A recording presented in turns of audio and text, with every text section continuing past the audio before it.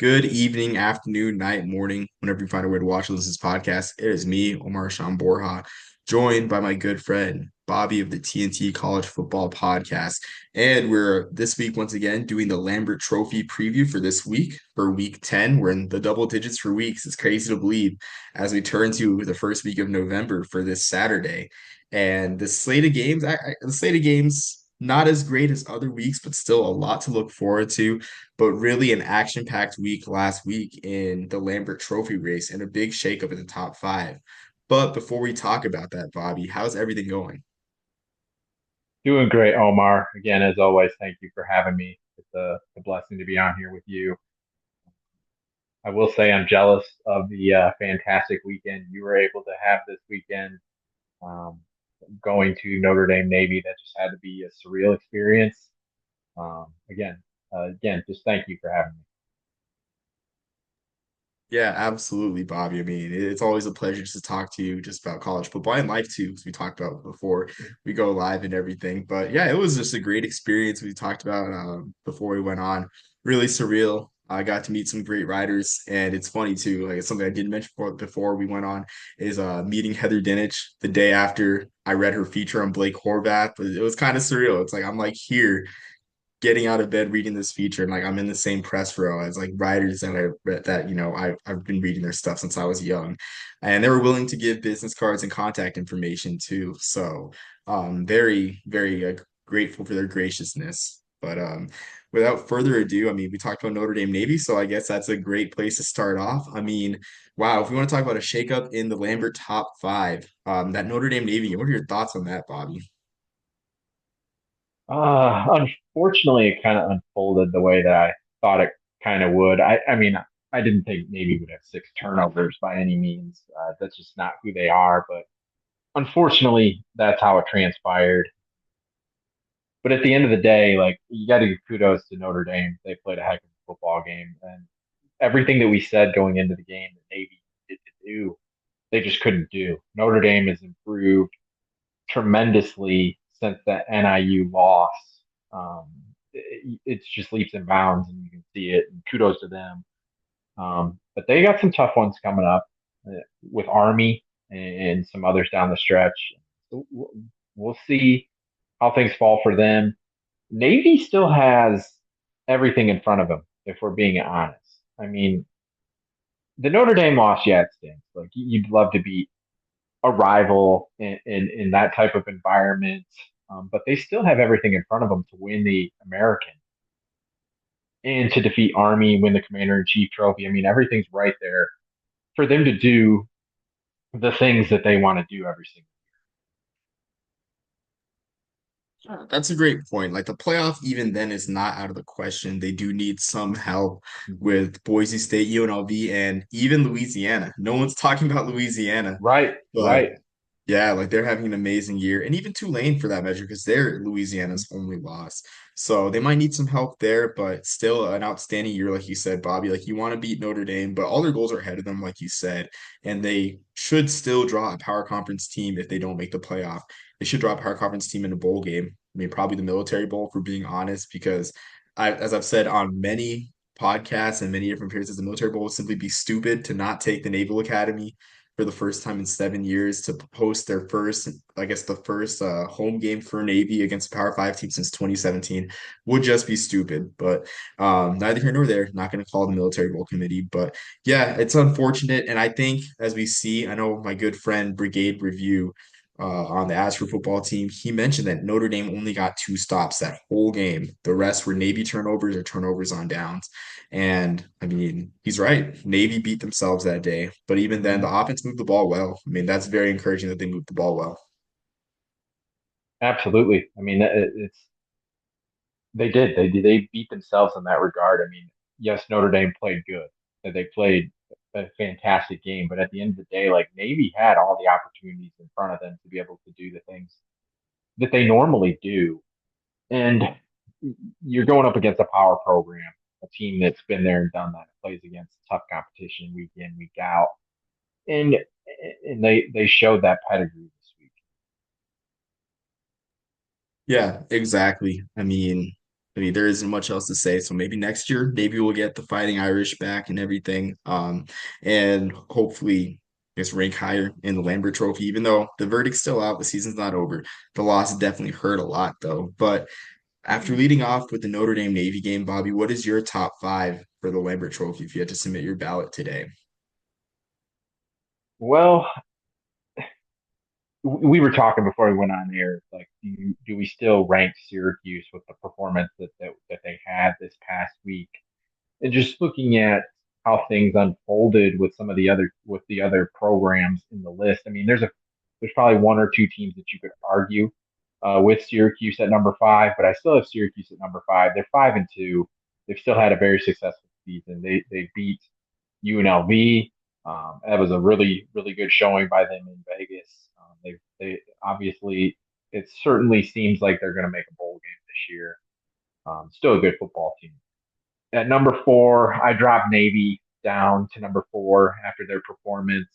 I think it's kind of self-explanatory with what happened there. Three, I went with Army. I dropped them a spot in my rankings just because of the fact that I was impressed with Penn State going to Wisconsin and winning that game. I thought Wisconsin was going to win that game. That was kind of my upset of the week. Um, and yeah, Aller went down with an injury, but their backup came in, led them back from behind to a victory. I was very impressed by that. Obviously, this week, Penn State has everything.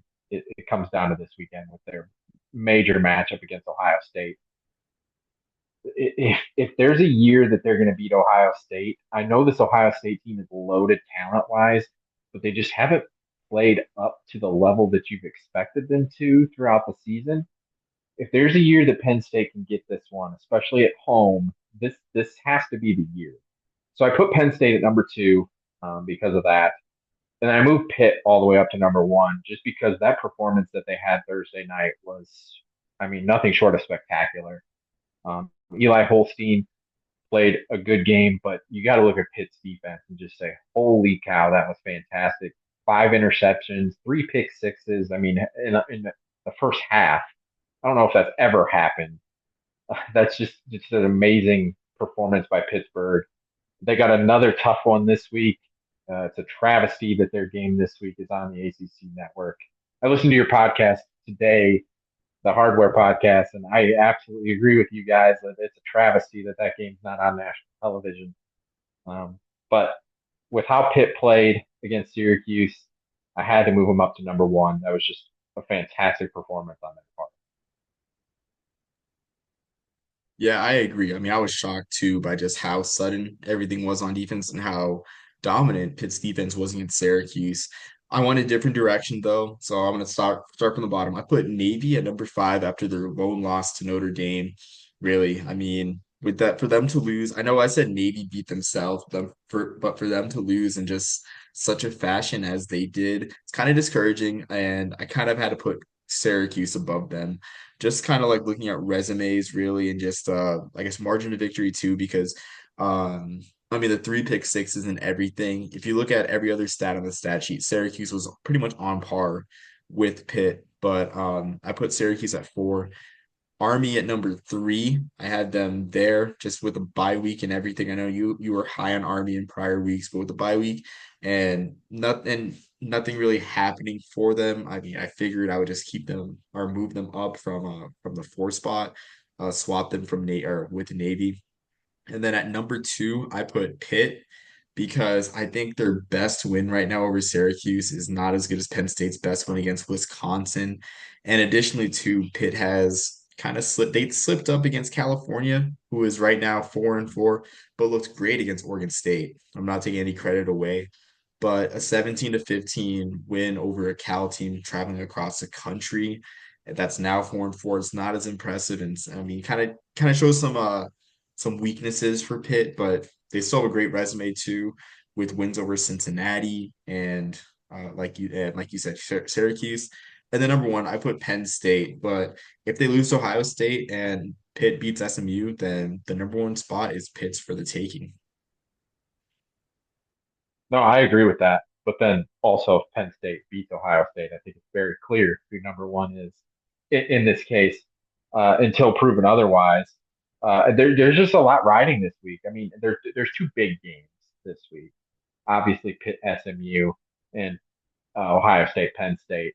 They're arguably the two biggest games nationally. I think obviously Penn State, Ohio State, but I would also argue that SMU and Pitt is as well from a national standpoint. So it's great that it's both Lambert Trophy participants playing in those games. Just as it's really great for the award and for the teams that are up for it. Yeah, absolutely. And it feels even more poetic with everything changing in college football that is Penn State and Pitt neck and neck for the Lambert Mm-hmm. Trophy, just like it was in the 70s and 80s. So it just feels poetic at this point. But I mean, just a huge weekend, like you said, for Northeast football. And I mean, the microscope will be on Northeast football with these two games. And I'm interested to see how Pitt deals with SMU and Kevin Jennings. Kevin Jennings being a more elusive quarterback being than Kyle McCord. So I'm interested there. But man, I think SMU kind of SMU's weaknesses, at least that they showed last week against Duke, play to Pitt's strengths. With SMU having 6 turnovers against Duke, like that's danger territory with this opportunistic Pitt defense. Yeah, if you do that against Pitt, we've seen what can happen. So I also think, well, you could say this about Pitt as well and SMU, but they've kind of played with their food a little bit in some of these games. Haven't put teams away in certain circumstances. Obviously, Pitt did last week. SMU struggled against a solid Duke team, a Duke team that has a good defense. But at the end of the day, you have 6 turnovers and you still find a way to win a football game. You're a good football Yeah, that's a good point. I mean, a lot of people seeing the red flags, but of course, you being a former coach, like, I take your word as gospel pretty much, where if you have 6 turnovers that, that and win the game, then you found a way to win. You're a good team. And that's a good point about the playing with the food for SMU. At least I know SMU is not the focus here with this being a Lambert podcast, but it's just crazy how far away the Nevada game was, how they almost lost that game, and team. it almost changes the narrative of the season. We're not talking about SMU if they're 5-2 with a loss at Nevada, which Nevada, man, they're a streaky team. Like I'll just say that about them. Right, right. Absolutely. You would know well with the way you follow the Mountain West. Yeah, I mean, I had them as an upset pick against Hawaii this week. I mean, they're running the ball well, but I think Brendan Lewis was hurt, and I think that played a role because Brendan Lewis is playing the best football of his life. And I think that's a good thing about the transfer portal, seeing well-traveled, not really well-traveled guys, but guys that have been in bad situations and kind of been written off, just have great performances throughout the year, like Lewis has had through this year. But he was hurt last week. Chuba Purdy played, and I think their backup also got action. So just a shame there. I know we're getting off topic and straying westward in this Lambert Trophy podcast, but just came to mind there. So we talked about Penn State at Ohio State, just rounding out I guess the power conference play for this week. We have Virginia Tech versus Syracuse. This one's intriguing, former Big East matchup on the CW as well. I'm excited for this one to see. I think because the nation gets to see Bishal Tootin. I don't think much of the country has seen him. I think the most exposure he's really gotten, where I guess everyone was watching Virginia Tech, was on Thursday Night Football, either the Thursday night or the Friday night. I forget what day of the week it was against Boston College when he ran for over 200 yards. But that'll be a challenge for Syracuse to defeat Virginia Tech. I think Syracuse is kind of out of the Lambert Trophy race, pending some chaos. But this is a good resume win. This Virginia Tech team is hot. And Syracuse, I'm not sure when the last time they beat Virginia Tech, to be honest with you, because I think Virginia Tech was pretty dominant in the early 2000s in the Big East. So I'd be surprised if Syracuse had beaten them in the last couple of years that Virginia Tech was in the Big East, slash, I guess, whenever they played them in the ACC. So I'd have to check that really quick, the series history. Yeah, I'm really intrigued by this game too. Like you said, Bishal Tootin is probably one of the better players in college football that a lot of people don't know about. That BC game, he set the Virginia Tech single game rushing record, which is pretty amazing if you think about some of the running backs that have come through that program. It's a really just a really great achievement to have. And like you said, this is a really intriguing game. Like Syracuse is obviously coming off a very tough loss. The game is at Syracuse. They kind of they'll possibly have an advantage there being at home. I could see this game going either way, though. Honestly, I just think Virginia Tech's hot, like you said. They've been playing well. If you ask me to make a pick right now, I'm going to go Virginia Tech in a close victory just because they're hot and they're playing well. But I can completely see Syracuse bouncing back as well because they got a bad taste in their mouth from last week. Yeah, that's a great point. I just checked the series history. I guess I underestimated Syracuse. They won the 2021 and 2016 meetings.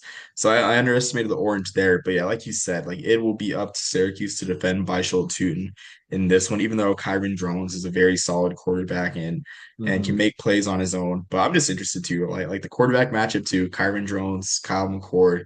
Like I mean, what a huge win it was for the CW to get this game. Um, Honestly, it would have been better if they got Pitt versus SMU. Would have been better for the country if that one was onto the CW. But I mean, I think we'd beaten that dead horse, that dead Mustang for a while now. That's true, though. I mean, but this is a really fun quarterback matchup, though. Guys that do things differently, obviously. With Drones being more of a dual threat, obviously he can really do some things with his legs. He can do things with his arm too. He's more than capable. Kyle McCord, we know what he wants to do. It's very apparent. Like he leads. I think it was he leads the nation in pass attempts like per game, and he throws for over 300 yards frequently. I mean, we know what he wants to do. So there's a high probability of this being a high scoring game, which will be fun for those who are watching. Yeah, absolutely. I mean, it always feels like those middle of the road as ACC games are always the most fun to watch, really. That's Mm-hmm. where the most chaos happens. And we should see that here with Virginia Tech, Syracuse, and just great to see two former Big East schools coming together, especially with the Lambert Trophy being back. So going on from that one to another former Big East member, we have UConn, Georgia State. I know you covered this extensively on your podcast. I think this is an intriguing game because you don't know which Georgia State team you're getting each week. So Right. should be interesting, but it's on a Friday night. Great exposure for the Huskies, and hopefully the Huskies can get bowl eligible. So that's another storyline to watch. I don't want to jinx it, but I do think the Huskies pull this one off. Well, I have a story that I'm working on that I'm going to release hopefully Friday morning, dealing with UConn and the potential bowl eligibility. I know it's not something Jim Mora wants to talk about until it happens, so I'm going to do it. But at the same time, like this is a big game for us. I say us because I cover UConn. I probably shouldn't do that because of the Lambert Trophy and such. But this game's huge. We played Georgia State last year. They absolutely destroyed us. This is a completely different Georgia State team, though. I, Talking with Pete Callen on my podcast, we do a weekly UConn show, UConn Football Chat. He's a former UConn Husky defensive back.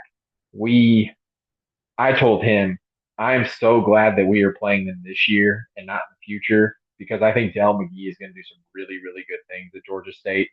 I think he's a really talented coach. I think he's going to be able to recruit the state of Georgia at a very high level. So I'm so glad that this game is this year because if we're going to get them, it's going to be this year. Like I said, they destroyed us last year. Our players, like our one of our star linebackers, Tui Famina Brown, this week in an interview said like this is a get back game. Like we are really focused and ready to go uh, to beat this team because of what happened last year. Georgia State, like you said, they've been inconsistent. They beat Vanderbilt. Yes, the same Vanderbilt team that beat Alabama and nearly beat Texas last week. But then they've lost the past couple weeks. They're on, I believe it's on a 4 game losing streak. They're in the midst of a 4 in a row on the road. This is number 3 in that 4 game stretch. Next week, I think they have James Madison, I want to say. But for UConn's sake, this is a big opportunity on Friday night. Hopefully, a lot of eyes will be watching this game. I know there's some other games too. Um, but this is a big opportunity for the Huskies. It's senior night, last home game of the year. Big opportunity to get right, get the bowl eligibility, and I think UConn gets it.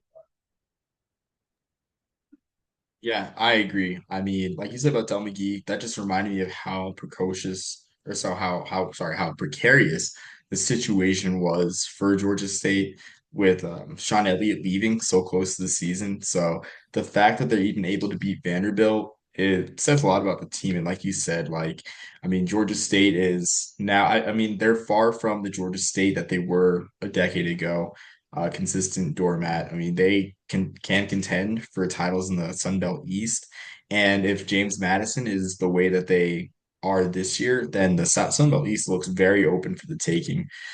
So I'm excited to see what they can do. I think this should be a close game, like you say, and I think you guys do pull it out, but I don't want to jinx it.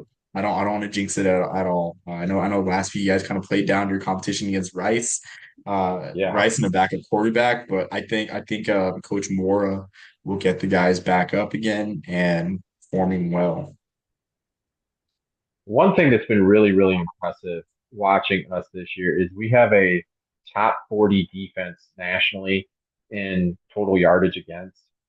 I think that anybody that's watched UConn over the past 10 years to see that they have a top 40 defense in the country, it would blow their mind. And I mean, honestly, of course, I watch this team week in, week out, every game. The jump that this defense has made this season under defensive coordinator Matt Brock is just spectacular. He is a coach on the rise. I pray that we can keep him on our coaching staff. He's just done tremendous things with this group. We got some good players too, but the level of coaching that he has brought to that group, of course, with Jim Mora and his ties as well. I mean, obviously he's an NFL head coach and been a defensive coach for a long time. If anybody knows what they're doing, it's Jim Mora. But Matt Brock, the energy that he's brought to the room and just the buy-in that those guys have from him on that side of the football, it's just tremendous to watch. Yeah, I totally agree. It's interesting. I did not realize that they were top 40 in total defense, which is just great credit for the program. And I know the defense shined, especially on, I mean, last week, the only score, I guess the only touchdown coming on a kick return. So they held Dean Connors, the very elusive back for Rice. They held him to 20 carries, 46 yards. So very strong performance by UConn. And I mean, I'm excited to see I guess the next step for the Huskies after this strong season they're Mm-hmm. having. So going from that game, we have Navy at Rice. Actually, no. First, I'll go with Army Air Force since that one is earlier in the day. That one's on CBS. And talk about a chance for Bryson Daly to make some noise on the Heisman boards. As earlier tonight, interestingly enough, that Luke Kuechly in his first broadcast game, I forgot to DVR it to hear how he sounded because I was fascinated to see how Luke Kuechly sounded on a He did broadcast. good. Okay, I bet he did. He's a smart Yeah. guy. He's Yeah. very intelligent. Mm-hmm. So he put Bryson Daly in his top five for the Heisman. So real recognizing real there. But man, I don't really know if there's much else to say. It's interesting though, because people are recognizing that this year's circumstances look a lot like last year, where Air Force was undefeated at 8-0, and they came in at home, technically a home game in at the Broncos Stadium. Army was struggling 2-6, and Army came in and beat Air Force by 3 touchdowns. But I just think that with that Army team last year, there were flashes of greatness. They almost beat Boston College at home, for example, and they played strong in plenty of other games. They were really competitive in other games against top competition, Troy, for example. And so it wasn't, I guess it was a surprise, but I don't think it'll be as much surprise as if this Air Force team ends up beating Army because Air Force has had monumental struggles running the ball. And these teams match up well, obviously being service academies. I don't think it'll be an instance of Army getting beaten and worn down off the line by this Air Force team. I mean, Air Force is going to have to pull some tricks up their sleeve. They're going to have to settle on a quarterback, first of all. I mean, it's been a carousel with John Boucher. I forget what the quarterback's name is. I want to say it was Quinn. I think it's like Quentin Hayes and then Josh Johnson. I mean, three quarterbacks that they've played this year. So with this one, just big opportunity for Army to get some eyes in front of the country. I know that that Blake Horvat's brief Heisman campaign was helped by an appearance on CBS and how well he played. So same thing could work out for Bryson Daly. I think the way you look at this game is you look at what Navy did to Air Force, and you you would, from an Army perspective, you hope that you do the same, if not better, even. And I think it's very well possible that that can happen. It's unfortunate how poorly Air Force has played this year. The one cool thing about this game, I think I saw Air Force is wearing all white uniforms, which are fantastic. They're going to look great. I'm looking forward to seeing that. But I will be watching this game. Obviously, it's on at the same time as Ohio State, Penn State. That kind of stinks from the perspective of the viewing numbers. But at the same time, like you said, this is a big opportunity for Army to get a lot of eyes on them, for people to see like, wow, this team is very, very talented. And it's outstanding too if you think about it with, I guess, the heightened love for academy football that more of the country have, or more of the country Mm-hmm. has, excuse me. This is going to be one of three network TV appearances for Army over the course of this year, which is outstanding for any group of five school because you have this game, you have Notre Dame in a couple weeks, and then you have the Army Navy game, of course. But man, I mean, this is crazy too because Army is an over three touchdown favorite. That's what the line opened, and I can't tell you the last time that happened. It certainly hasn't happened any year that I've been alive. So definitely really weird to see. I think I remember when I was in high school, the 2015 Army Navy game when Navy almost made the New Year's Six and went 11-2. The line on that one, because Army came in at 2-9, Navy of course was 9-2. I think the line on that one was the highest line at 21 points since I think the 1948 Army Navy game. So these Man. spreads don't get very wide, especially in Army's favor. Well, it's like you said, with the just the likeness of the programs and how they run the same type of things. I mean, you just and plus the sheer fact that like these are rivalries for these guys. I mean, this is a big deal to beat the other service academies. So they're going to get up for these games. Yeah, exactly. Like you said, especially Army too, with something to prove. I mean, I don't think motivation has ever really been an issue for Coach Jeff Monken's teams. Really, I don't think it's ever been an Right. issue. And the game's going to be at West Point too, so that definitely helps a lot. The altitude not being an issue, so should be interesting to see. I've only seen one. I guess it's two blowouts of Air Force in my life, but I don't know if you can call a 21-point victory a blowout. So I mean, I want to see a blowout in my lifetime of Air Force just so I can say it happened. Going on to Navy playing Rice. This game, I'm just so fascinated by this one. I think this is so cool that Navy and Rice and Army are all in the same conference, schools that really match up well together academically and have really a shared history doing the research. This is the 12th meeting, or sorry, the 13th meeting all time between Navy and Rice. And this series dates back to 1951. Two schools met in the 1958 Cotton Bowl. And I think this is the most important game. I'm releasing an article. For those of you that don't read the article, this is probably the most important Rice Navy game since 1994, when Rice was 4-5 and had a chance at the Cotton Bowl, but they needed the following to happen. They needed TCU to lose their final two games. They needed Texas Tech to lose to Houston. They needed one Baylor loss in their final two games. They needed to beat Navy and Houston, finish 6-5, and reach bowl eligibility so they can go to that Cotton Bowl for the first time since 1957. So a lot at stake for Navy. Like we said beforehand, the playoff implications aren't as high, but they're still there. I think Navy gets it done. I think with these academy teams, like they bounce back well. I don't think they let it derail their season. I think the execution is more precise this week, especially against a Rice squad that is really trying to figure out, I guess, who they are and Mm-hmm. really with not much to play for after Coach Mike Bloomgren got fired. Right. Absolutely. I mean, this I feel like Navy's going to come back and respond in a huge way in this game. Like you said, I mean, it came down to their execution last week, and if we know the service academies, that's what they do. Not only from a athletic perspective, but from a livelihood perspective as well. I mean, these guys are going to be extremely, extremely focused for this game. I personally think this game could get really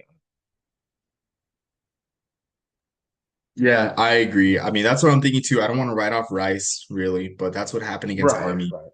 I mean, yeah, that's what happened. It got ugly early and everything. So don't want to write off the Owls, but that one we got historical series there, bounce back game for Navy.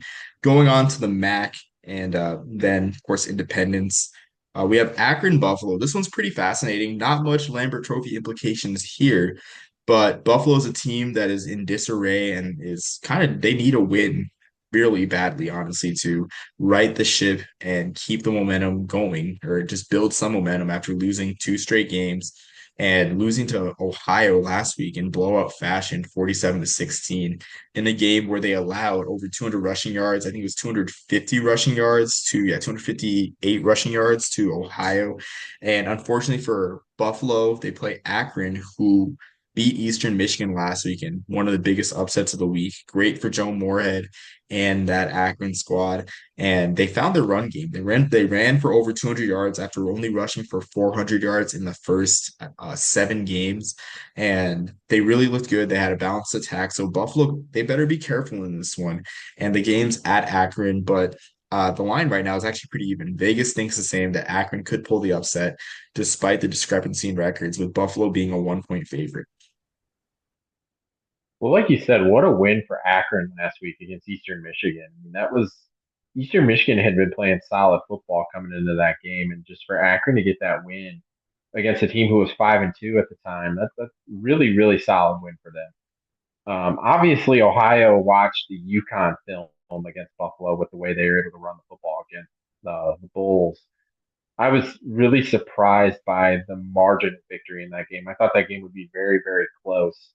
Like you said, Buffalo needs a win just to get back on track for one, but to continue to fight for bowl eligibility as well at this point. Um, but again, I think that this could go either way. I think Akron has some real momentum after getting that big win in a game that no one thought that they were going to win. So again, I think this game could go either way. I agree. Akron is 2-6. They can still make a bowl. They can still make a bowl. I mean, they have a very manageable schedule with the way things are shaking up in the MAC. They have Buffalo, they have Northern Illinois next, they have Kent State in the wagon wheel game. Then they have Toledo, probably the toughest game, but Toledo has looked on and off this year. They were dominated by UMass in every stat, but UMass special teams mistakes spoiled that game. So I'm excited to see Akron kind of try to right the ship, but Buffalo needs this one. Buffalo, they should still reach a bowl game should they win this one because they have Ball State. But even Ball State Hmm. is not the gimme as it was last week because Ball State beat Northern Illinois and just that really some really shocking upset. So great for the Cardinals there. And then Buffalo's Eastern Michigan, and they finish with Kent State on Thanksgiving week. So I mean, I don't know, maybe might be time to push the panic button for Buffalo if they do lose to Akron. Leave it to the Mac to just be crazy though. Like that's just Maction in a nutshell. Yeah, exactly. I mean, I don't know how else to explain. I mean, like you said, like you witnessed Northern Illinois, Notre Dame, and probably that's becoming one of the greatest upsets in college football history. Like the way that the season's Right. coming. At first it seemed like just a strong Northern Illinois team having a signature win, but now it's one of the greatest upsets in college football history at this point of as what it looks like. So staying with upsets, we have UMass versus Mississippi State. UMass, of course, is pretty much out of the Lambert Trophy discussion at 2-6, both wins against Northeast Conference schools. But on the As for Football podcast that they invited me on this week, I had this as my lock of the week, with UMass being an 18-point underdog because I want to get your perspective as a former college coach, Bobby. Right, you are a you are a big program having a down year, or let's say powerhouse program having a down year like Mississippi State. Mississippi State being 1-7. I guess what reason do you have to get up for a game in the middle of your conference schedule against 2-6 UMass and a season that's already lost? I think that's the main factor in this one. It'll be difficult. One of the big factors for Mississippi State is their fan base. And so I question how many cowbells are going to be in the stands in that game. And I'm not trying to be facetious when I say that. I'm really asking that question because that's something that Mississippi State always plays into. It's a big thing for them, their home field advantage that they have. So I question if they're going to be able to realistically have much of an advantage in this aspect coming into this game, just because for one they're 1-7, but also you're playing a 2-6 UMass team. So is what does this game really mean to that fan base? And yes, SEC teams always play those mid there were those end of the season games against teams that just make you scratch your head. But I will say Mississippi State, young quarterback that they have, his name is skipping my mind right now, but he's played decent. Um, there's no doubt that Mississippi State is the better football team in this game, but UMass has a real opportunity here. They're coming off of a good win against Wagner last week, their biggest win in quite some time from a score perspective. So maybe they can carry some of that momentum into this game. The way they got to look at it, you're playing with house money. I mean, nobody expects you to win. I mean, nobody expects you to do anything. So from a coaching perspective, that's what I'm telling my players. Like, hey, none of you guys got maybe some of the guys via the transfer portal in today's world, but like the majority of the guys on that roster didn't get recruited by programs like Mississippi State. Um, so I remember in my playing days at Grand Valley State, we played Michigan State. And this is a perfect example here for an upset perspective here. We had some extremely talented players on our roster, some transfers from the Division One ranks. We were not a typical Division Two team, but the majority of those guys were not recruited by the likes of Michigan State. So we used that to our advantage. We were able to beat them. UMass has that opportunity here as well. I think they actually have more of an opportunity to win this game and keep it competitive than anybody would ever think, just because of the sheer fact that is Mississippi State even going to take them seriously? Yeah, and surprisingly, both schools have a common opponent, Toledo. UMass, like I said before, should have beat Mm-hmm. Toledo. They dominated them at every stat in the Mm-hmm. stat book. Mississippi State got dominated by Toledo at home. And in addition to that, UMass's MO is to run the ball. They love to run the ball in the Don Brown scheme, really. They've had trouble with their offensive line, but Mississippi State is one of the worst rush defenses in the country with 213 yards per game allowed. They average almost 6 yards per carry. So if UMass wants to slow the game down, limit Mississippi Mm-hmm. State's possessions in that Jeff Levy scheme, I can totally see them doing it. And UMass historically, this is a weird series. These two teams have played three times in the past 8 years for whatever reason, because college football. They played in 2016 and Interesting. 2017. Or this is the third time in 8 years, I should say. But in 2016, they only lost 47-35 at Gillette Stadium. The next year, UMass actually led at halftime 20-3 against Mississippi State. So the Minutemen typically play Mississippi State well. So this is just a program defining win. And I kind of feel like last year this game kind of reminds me of the Army game. And Army was having a down year when they played UMass, and UMass upset Army at West Point in a game that no one really expected to happen. And then it lit a fire under Army, and they haven't lost a game since that UMass game. I don't think people realize that Army's last loss was to UMass last year. So maybe it could do the same for Mississippi State if UMass ends up playing to get close. But that's my lock of the week for all the reasons. I don't think people realize how bad Mississippi State is, and also, too, with UMass, they've shown flashes of being a great team, but they just make mistakes at the wrong time. Breaks my heart. The Missouri game at home, that game should have been 21-10 at halftime, but Tyson Fumachan threw a very ill-advised interception that got returned into the red zone, and bam, 24-3 game at halftime instead of a 21-10 game for UMass, and the rest was history. They lost 45-3. So UMass has shown flashes. I am confident though that they can harness it all together, and I'm excited for this one. Honestly, I'm not gonna lie. I think I'm more excited for UMass and Mississippi State than I am for Penn State, Ohio State, just being just loving the group of five and everything, and Pitt and SMU. I'm more excited for that one just because of the, I guess, hype I've put behind it and everything, and really into having myself believe that UMass can beat Mississippi State. Well, like you said, this is a program defining type game for UMass. If they're able to win this game or even just stay competitive in this game, it can propel them moving forward um, into their move to the MAC next season. They, like you said before, they performed really well this year against some of the top teams in the MAC this year. They should have beat Miami, Ohio. They they they did really well against Toledo. they played well against NIU. Um, they had a good showing against Eastern Michigan. So you look at what they were able to do in those games, and you say, okay, they're not as far away as you think they would be.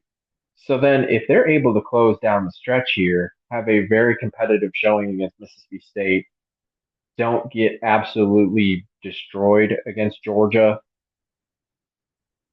The UConn game will be interesting. That's a rivalry. Anything can happen in rivalry games. Um, so you look at UMass with a real opportunity in front of them to kind of change the trajectory of the program moving forward. Now this year, you're not going to go to a bowl game, but it's what the future looks like moving forward. You could really put yourself in a good position heading into 2025. I think that's a great point. And I said it last year, like there's flashes that show that Don Brown is their guy. Like I truly believe it. Mm-hmm. This year's been tough. I don't think this year's been a regression. I think it's been just a gradual push towards that finish or towards just success. And like you said, like this could turn the program around into their time in the MAC because this year the MAC has shown that anyone can be successful, Yeah. really. So I'm excited for them to join the MAC too. And also, this would be UMass's first Power Five slash Power Four win since moving up to the FBS level. So talk about history there. So very intrigued by that one, and that caps off all the Northeast games. We talked about that game more than Penn State, Ohio State, which is pretty interesting, and Pitt SMU for that matter. Well, I think most people you could just go to any college football podcast this week and you could hear all kinds of stuff about Ohio State, Penn State. I mean, I think anybody knows like a top five matchup is the biggest game of the week. And people understand that. I mean, this is a huge, huge game, obviously. Pitt SMU, I mean, the thing that we're just going to gripe and complain about that game is that just not very many people are going to be able to watch it because it's on the ACC network, unfortunately. And but it should be a really good game. Um, but at the end of the day, there's opportunities for all of the participating Lambert Trophy teams this week to have marquee type moments. You look at UConn, you got an opportunity to get to 6 wins in bowl eligibility. Obviously, Penn State, if you beat Ohio State, you put yourself in a really, really good spot to not only play for the Big Ten championship, but to potentially even be a top four team in the playoff. You look at Army has an opportunity to do something to Air Force that hasn't been done in quite some time. We talked about UMass at length. Pittsburgh has a huge opportunity in front of them on the road at a good SMU team. Navy has an opportunity to bounce back. Buffalo needs this win. Syracuse, Virginia Tech should be a very fun game. So I think you look at this slate of games and there's star power with the top two games, but the other games are very, very intriguing. Exactly. And they have all the makings of just the type of games that add depth to a college football Saturday. Plenty of storylines, Mm-hmm. plenty of teams fighting with a lot to play for. They may not be playing for the playoff or for, I mean, conference championships, but man, they're playing for something and there's a lot to prove. So I'm excited for this week. I definitely talking to you, Bobby, just helped me get more excited for this week too with some of the storylines that we have out here. But before we sign off, Bobby, do you have anything final to add? Well, as always, Omar, just thank you for having me. I enjoy this Lambert show that we do every week. It's fun to just kind of break it down and it gets me prepared the way that I need to be as a voter for this award. So I appreciate that accountability that you give me in this aspect. But like I said, I'll be having I just had a story drop about my visit to Indiana University.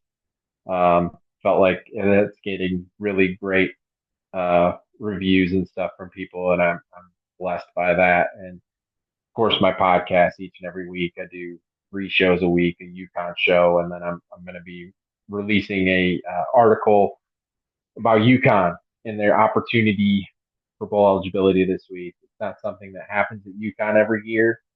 I'm going to break down just their their recent history from their FBS perspective, from their bowl standpoint. They haven't won a bowl game in quite some time. They have an opportunity to do that this year. Just really excited by that. So again, thank you, Omar, for having Yeah, thanks for joining and staying up late for sure, Bobby. So yeah, keep aware for all of Bobby's content, the podcast, the article. I read the Indiana article. I loved it. Really captured just, the great parts of college football Saturday, especially in the year.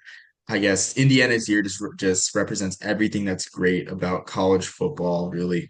And when you have a special year and just being along for the ride of that, like Indiana is. Like I was talking to my me. friend today with what Brett McMurphy tweeted out about the Rose Bowl hosting a Big Ten team. Like this could be the first Indiana Rose Bowl since 1967. Like this is Just, a just generational amazing. event. Yeah, like I'm excited. Like I have FOMO just thinking about it, really. And even then too. Oh, go ahead. Sorry. I'm praying that that happens, just for because I've talked to so many of their fans, like when I was at the game, and just the messages that they've sent me about the article, and just like I really hope that it happens for those fans, just because like you said, it hasn't happened since the '60s. Like this is a program that these things don't happen for. So just the fact that they're able to be in this position is just it's like you said, it's what makes college football so great. Yeah, exactly. I mean, I'll admit my ceiling was a bit low for Indiana. I was like, a Citrus Bowl would be nice. The Citrus Bowl is a great bowl, but man, they have a chance to really go to the granddaddy of them all this year for the playoffs. So Hmm. that's something I'll be rooting for. Yes, me too.